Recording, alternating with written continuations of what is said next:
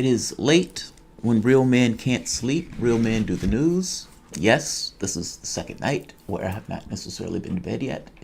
For whatever reason, I am up and at 'em. And while I am up and at 'em, I figure be productive with your time. I came across a story that bothered me greatly. Bob sent me the story, and I misunderstood when I first saw it. And then when I actually read both of the articles, it bugged me massively. I often say pot hit your heart center, and it's late. I'm in DC, or I'm in Maryland, legal state. You feel it. And feel it that much more deeply in the sense of understanding what that means in real world human terms. There's been an atrocity committed yesterday. In fact, two. I'm pretty sure there were many tragedies that were committed yesterday, but this in particular is that much more of an atrocity, and because of how sad and in honest, real terms, tragic, what it means, and the fact that the thing was taking place.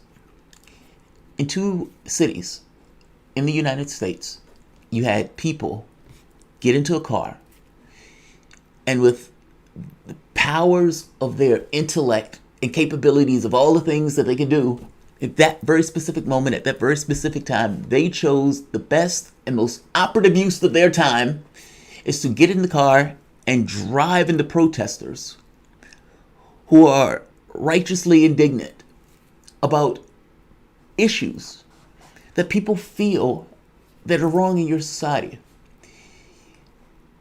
Ignited by an African American man being choked to death casually by a cop as he wept and cried ultimately for his mom that he could not breathe.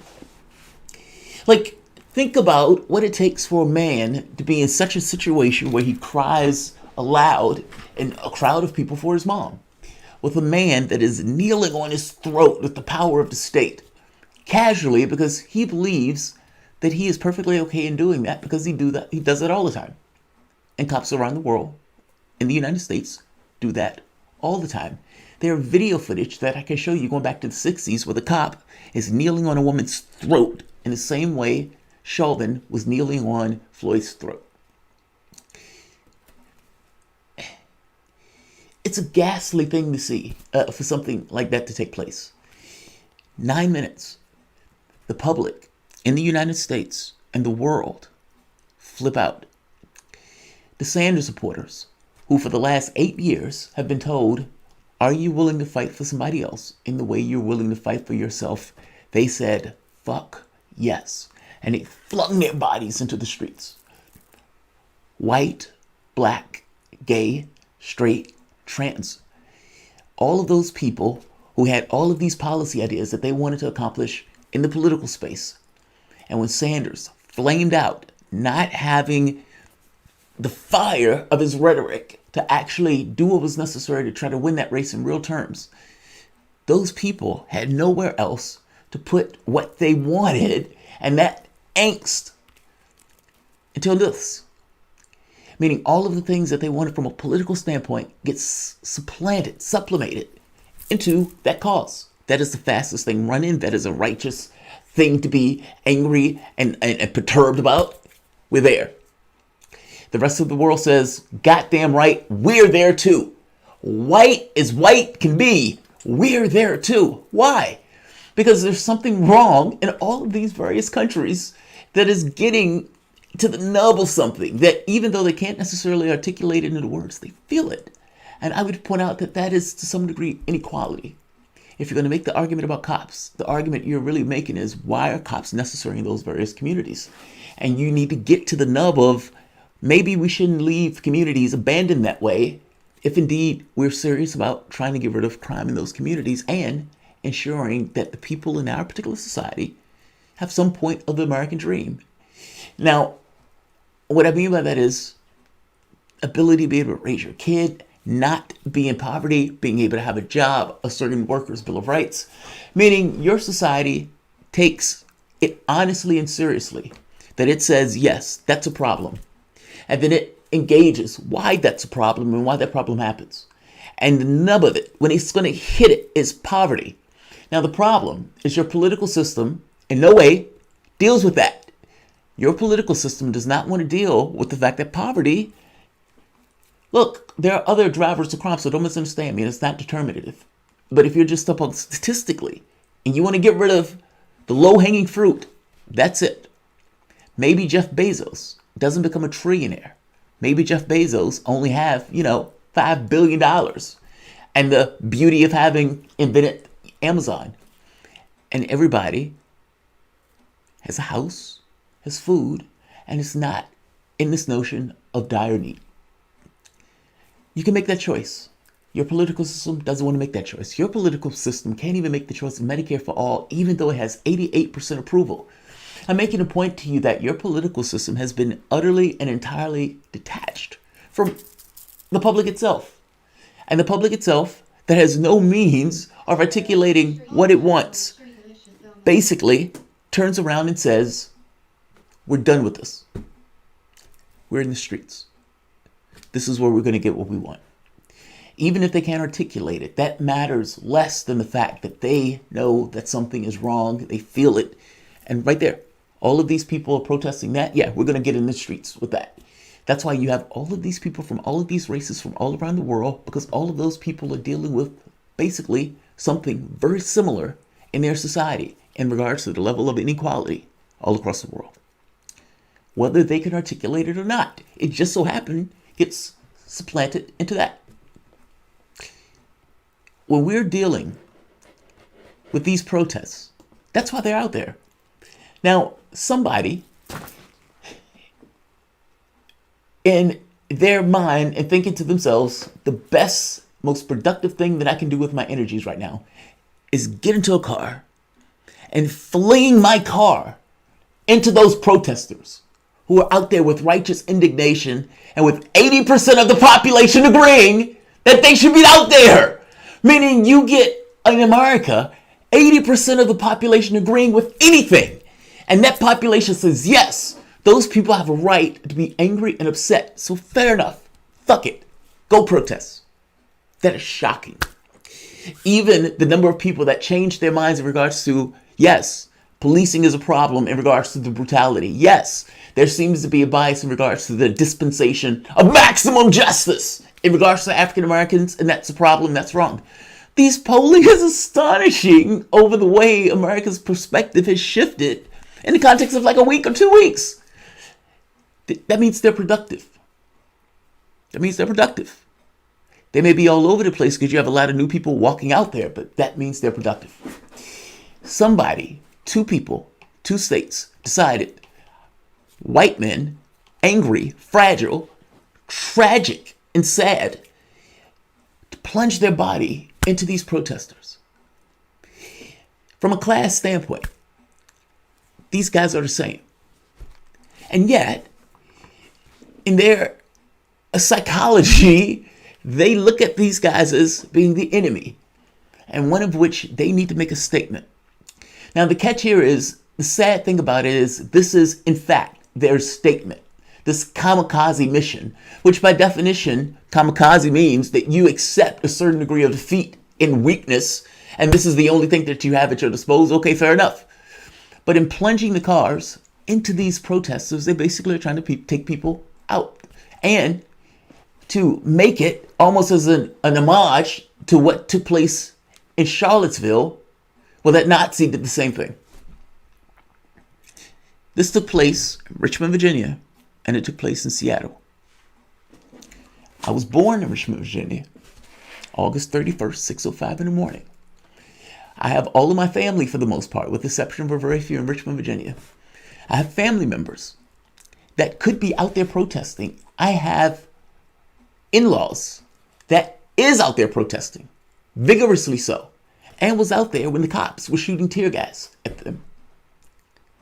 And now they have to worry about Klansmen who are driving in fucking cars, plunging their cars into the rally. How sad that is. I think you need to understand how sad and tragic that you have elements of your society that in their psychology, this is the thing that I need to do at this particular moment because I need to make a fucking statement. Do you realize Robert McNamara, during the time of the Vietnam War, He had somebody come to his office and set themselves on fire.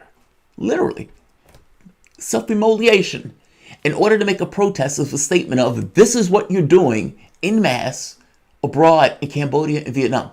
You're murdering a large number of people. I don't want to kill anybody else. So the thing that I have at my disposal that I myself control and that I can give is all of the pain and anguish that I am going to feel to try to make the statement that that is wrong. Now you take the cowardly approach. Instead of doing that, setting yourself on fire, which would have really made a statement. Instead, you try to take out as many as you can with this cowardly, kamikaze, bitch-like act of trying to basically murder people with your automobile. That's astonishing. I mean, understand, like, what is wrong with your society where a segment of your society, the white population, by the way, and whatever the fuck they're talking about in regards to this oppressive black whatever, of the 13%, that one side, their part, has 171,000 of wealth compared to 8,000 of the African American population. I don't want to hear shit about this white fragility stuff. You are losing nothing. Full stop. You're losing nothing. And in the context of an economic argument, you're on the wrong side. Now, you believe that your white skin in some particular way, or whatever you think of the ideology you think matters more than how much you have in your pocket and what you have from the standpoint of economic freedom, which allows you to manipulate the things that are around you in this environment. So much so, and so fervently, you're willing to kill somebody who is in your same class. You are class traitors. Class traitors. In real terms, class traitors. I'm going to show you what took place. There's video of this. The guy from Seattle took it up a notch and got out the car and started shooting.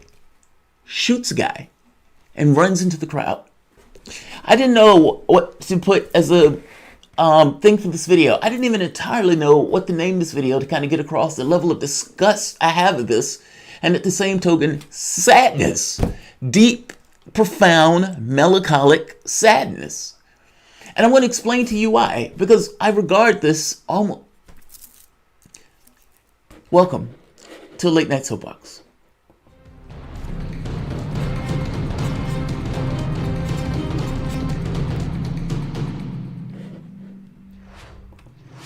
My name is Jamal Thomas. This is the Progressive Soapbox, a late night soapbox. If you dig this content, like, share, subscribe. You can always support this content, PayPal or Patreon. I'm going to go to immediately the first one. This is the one that took place in Seattle. Peaceful protests, not hurting anybody. Nobody's being bothered except for this guy, just so happened to be white, very angry at these African Americans. And the wild part about it is, it's not just African Americans, which is the rub here. Because the people who you're attacking, those people could be white. Because those people were full of white people in many of these protests. This is what happens. Let's watch. The black car rams into a barricade.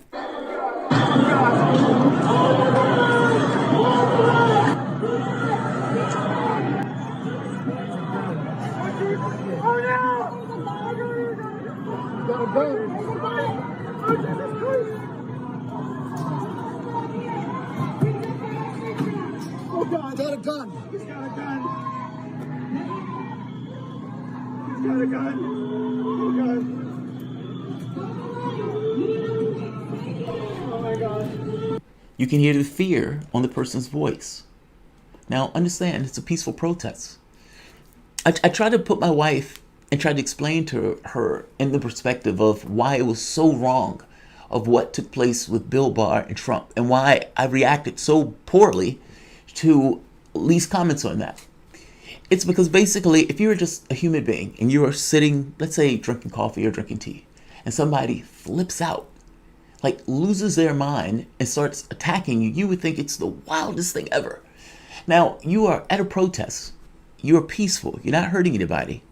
And the people who are supposed to be law and order flip out and start immediately from 0 to 10 dispensing maximum justice. What are you, as a rational human being, to think in that moment? Your mind is going to, oh my God, what the fuck is going on? That's no different than if it's the cops that are losing their mind attacking you as you stand there peacefully, or if it's a man who drives his car into a thing and brings out a gun into a peaceful protest where everyone is chilled and every woman is great, and this guy all of a sudden changes the demeanor of the moment for racist, hateful reasons. Let's keep going. I'm showing you a different image of this. Here's another perspective. This is down on the ground perspective. Come on! You see what we did here today? Do you see what we did?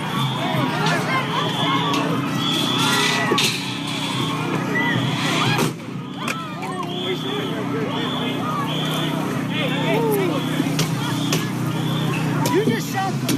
Hold the line! Hold the line! Do you have the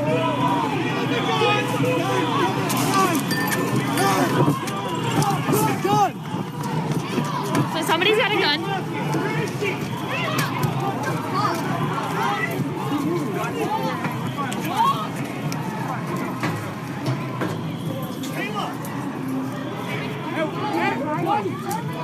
Okay.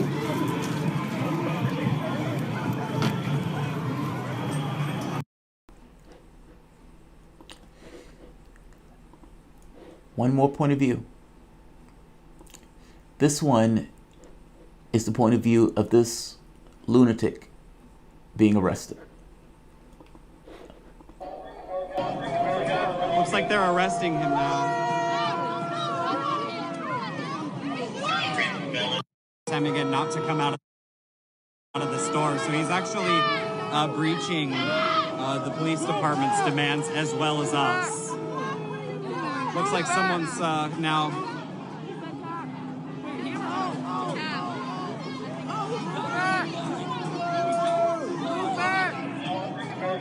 Looks like they're arresting him now. It's amazing, and they didn't dispense maximum justice. They just dragged him in. I've seen cops get a guy where the guy put his arms up and the cop karate kicked the guy in the back when the guy was surrendering.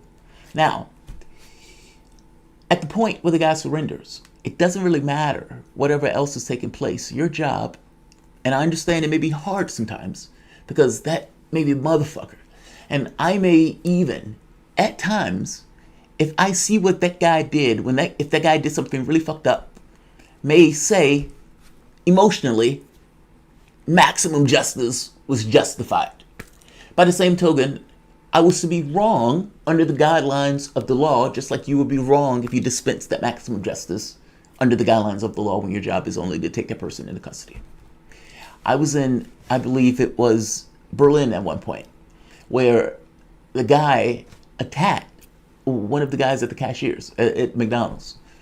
Now, he was being insane. And this is one of those moments where that thing goes from 0 to 10 all in a moment in a flip. And you're like, what the fuck is wrong with this person? Because you are a rational human being sitting there in a chill demeanor, and this person is losing their mind. The cops come, and I'm like, uh-oh, the cops are going to fuck him up. We're going to see some maximum justice. And the cops, no gun, told the guy, get the fuck out. The guy who was causing the issue boosted a bit, and the cops basically say, I would fuck you up. And that guy would say, yeah, I'll fuck you up, let's do it. But they walked the guy out, the guy went away. And I'm like, where's the maximum justice? In that moment, I would have been okay with the maximum justice because the guy was perfectly asking for it. And yet, it still would have been wrong. But notice how they handle that situation as opposed to the guy not being tased, shot, beat, or anything else. There are rational ways that you can handle a situation that doesn't necessarily require the maximum of justice in that moment. They took the guy into custody. Now, the secondary case, this is the gentleman who was shot. He wants to give his case. Let him speak his I hear a piece. car. Run down Pike, whatever they is. Pine. Run down Pine. See him at the stoplight. I catch him. I punch him in the face. I hear the gunshot go off in my arms. I moved right in time when he reached for something. I moved right. But my whole thing was to protect those people. That's it. And my whole thing was to protect those people down there. Guy gets out with a gun. Like, it's mind-blowing to me what goes on in the psyche of a person to do that. Like, because I've been in, look, anybody can put themselves in a mindset. Anybody can do it. Now, the catch becomes, what matters to you more in that moment, and what else do you exclude from your point of view to allow you to make that logically consistent. When I was traveling and I was ill, well, in my head it was, you're going to keep going until the wheels fall off. Well, at some point, do you acknowledge that, well, maybe the wheels have already fallen off? Or do you stay in the mindset? There needs to be some things that break into the mindset to kind of break you out of that. In this case, nothing was there. And he decided that this was the thing that he needed to do. The secondary case for this was the one that happened in Virginia. And this one that hits closely to home. So, right here, KKK president. KKK president. Now, this is Henrico Commonwealth. Okay, yep, this is Harry Rogers appeared in Henrico court Monday, where he agreed to receive a court-appointed attorney. Class traitor. Now, this is what he did. He's being charged with attempted malicious wounding, destruction of property, assault and battery, as he drove his pickup truck into a group of protesters Sunday in Lakeside. Oh my God. My mom lives in Lakeside, or at the very least near Lakeside, maybe a few blocks away from Lakeside. The destruction of property change stemmed from the bicycle that was damaged during the ordeal. Now that, I love that, because that shows that the prosecutor's trying to get everything. This is the guy, Harry Rogers, this meathead. Now, this is him being perp-walked, and the person explaining what was taking place when he basically drove his truck, into protesters. Listen to this. Walking on Lakeside Avenue with his truck.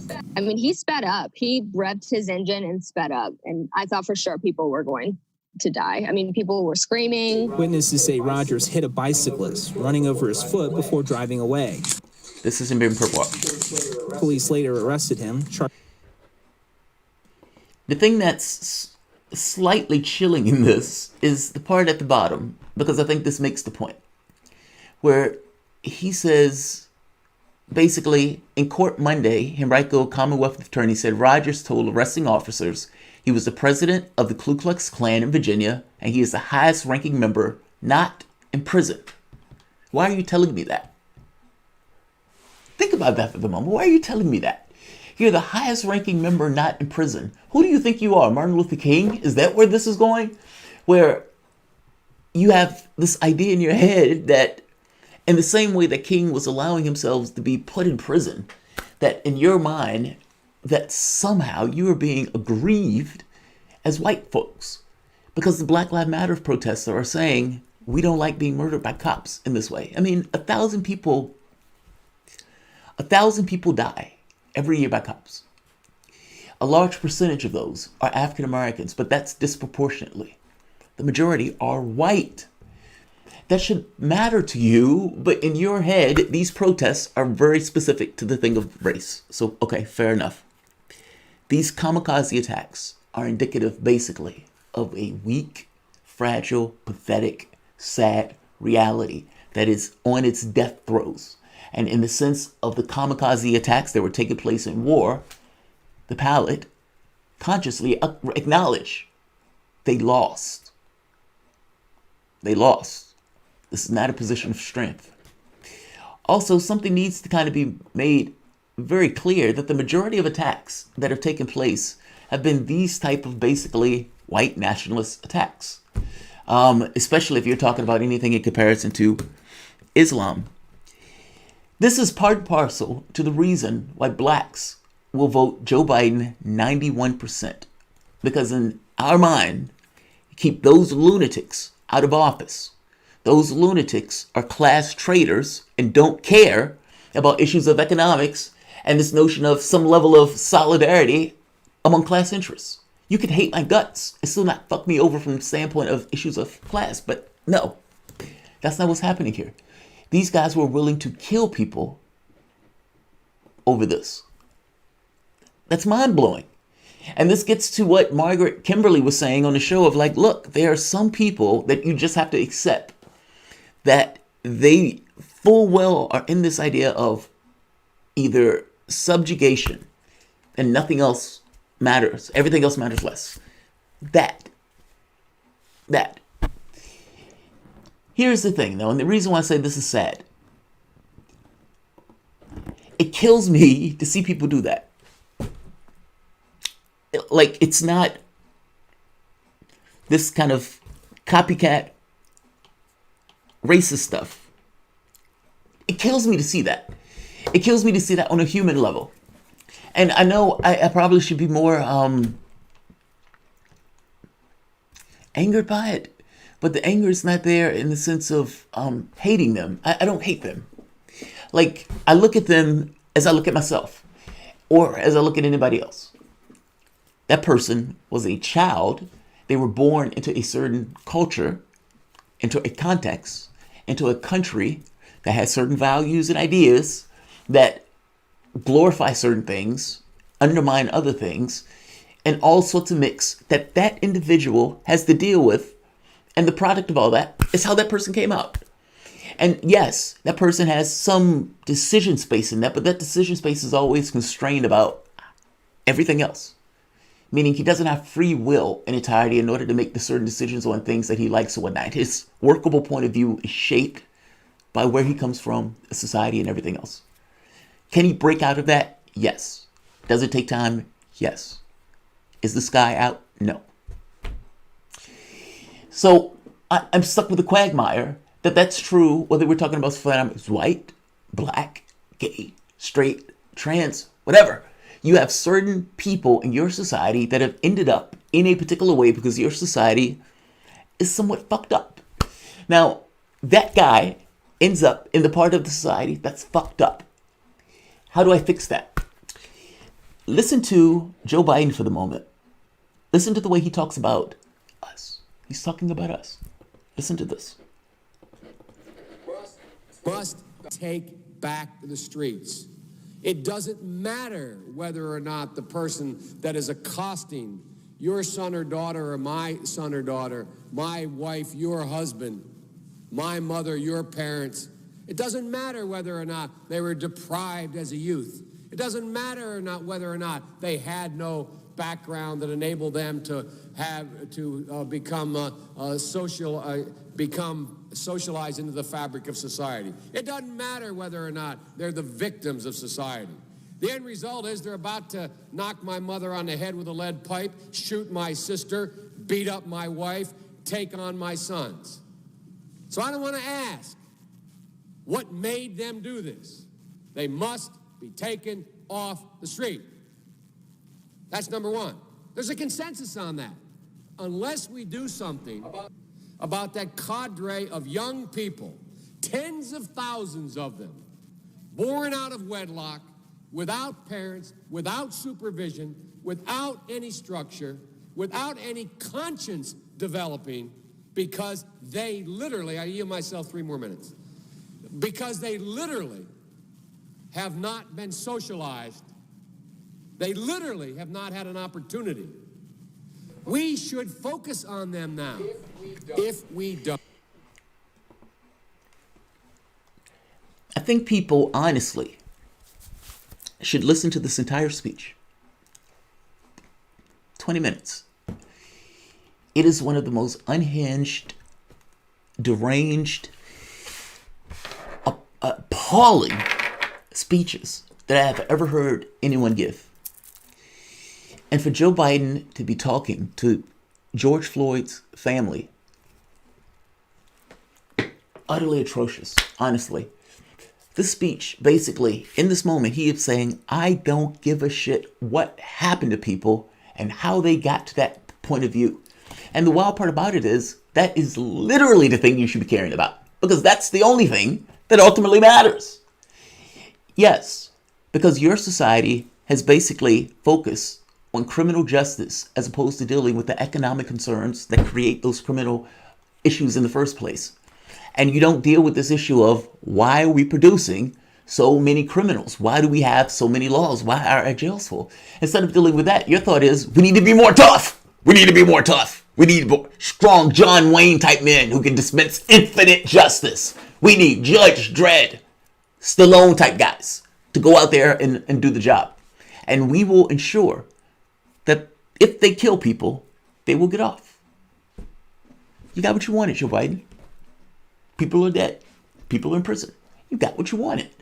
Joe Biden in this is bragging about implementing the death penalty and is shaking his fist at Ronald Reagan for not having more people to get killed. I believe this was Reagan. Yes. Why? He hasn't gotten more people killed. No shit in the speech. I can show you item by item by item. He's bragging about being so tough that he has been putting more people in prison and that the president is not doing his job because he hasn't put more people in prison for life. This is the speech. This notion about crack and cocaine, they understand the disparity. Don't care about it. They are putting people in prison. That's their argument. That's what they want to do. They want to be tough on crime. They don't want to be seeing it this week. And in the speech where he acknowledges that there are environmental factors that focuses on people and get those people to be the way that those people are, he said, I don't give a shit about those. Can you deal with those? If you honestly want to, yes. Do they want to? No. Their goal is to be tough. The political winds say, be tough. We don't want to be weak. Dealing with the environmental factors would make us look weak. We don't want to do that. So the real world concerns have to deal with this fucking fantasy of actually getting stuff done when really the reality of things is you're not really trying to get anything done. You're trying to give the appearance of getting something done by putting cops in. Which goes back to this argument of cops, aren't you sick and tired of being put in spots to do things that you fundamentally don't have the power to do, even if you were trying to be good at your job? This is an infuriating speech for me to hear. We're willing to throw away American citizens. When I hear this speech, I think of this. And what is taking place in the psychology of a man that would thrust his car into innocent people because he feels that strongly about it, as if he's making some kind of heroic statement of white resistance against, I don't know, the black hordes. Do you throw that guy away?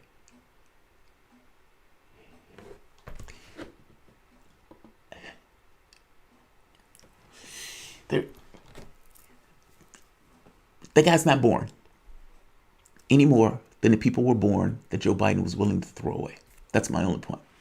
I don't know how to fix that guy. And I don't need everybody. I just need a majority. And to get 80-something% that says, yes, we acknowledge that is vile and heinous. What do you want? How do we quell this? And you have ears open and you get the opportunity to make your demands. I am enamored by this moment. But I see stuff like that, and that stuff, it saddens me greatly. It's not even anger. It's sadness. Because I look at that, like I said, in the same way that I look at the speech that Joe Biden gave, where he's basically saying there are people in this society that you can't do anything about. He's talking about African Americans, and he's basically saying you have to throw those people away. We can't do shit about it. Maybe we can try to do something later. But if they're trying to get my kid, missing the point that all of those years of neglect build up. And maybe you need to do something about that. And maybe in the context of the moment, your decision space has been limited. Fair enough. But again, let's acknowledge that that had to do with neglect, not because that's any factor that's entirely intrinsic to them. I'm making the point that your society has basically ignored, thrown away, disregarded, not honestly regarded a segment of the population, and that has real legitimate concerns in regards to health, in regards to criminalization, in regards to dealing with cops in jails, in regards to how that life is going to look like when those people are criminalized, even infant mortality, or for that matter, age or disease or illness. Like, those things matter and those things show up within the context of your society.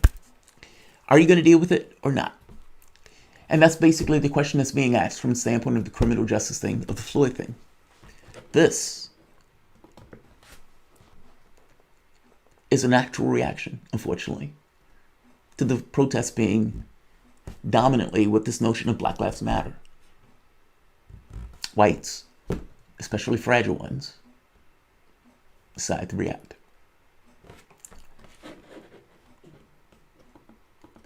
just saying that's sad.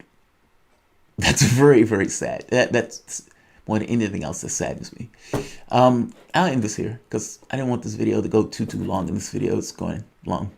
Wesley Walker. Oh, thank you, Wesley Walker. Eugene Kinsley.